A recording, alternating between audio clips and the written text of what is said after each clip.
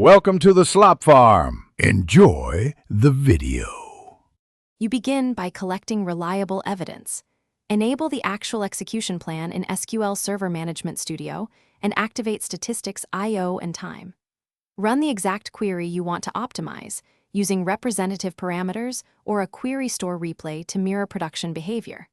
Once done, save both the plan and the I/O/time output for comparison. You'll need these artifacts to identify expensive operators and data access patterns. Make sure the captcha reflects typical concurrency and parameter values so your analysis stays relevant. Now you inspect the plan to find the bottleneck. Expand operators and focus on those with high cost percentage like index scans, hash matches, or sorts. You should compare estimated rows to actual rows.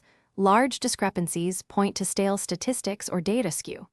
Also scan for missing index suggestions and warning icons that indicate spills to TempDB or memory grant issues.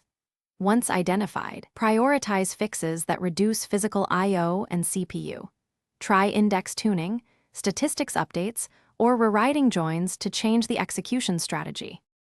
To finish, implement one change at a time and test under realistic load, comparing the before and after actual execution plans and statistics outputs. You'll want to create or alter indexes, refresh statistics, or refactor the query to favor seeks over scans.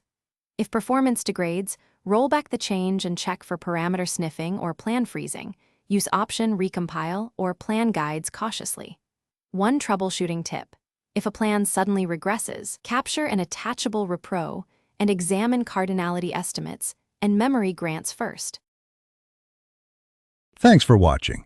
Consider subscribing if we helped you today.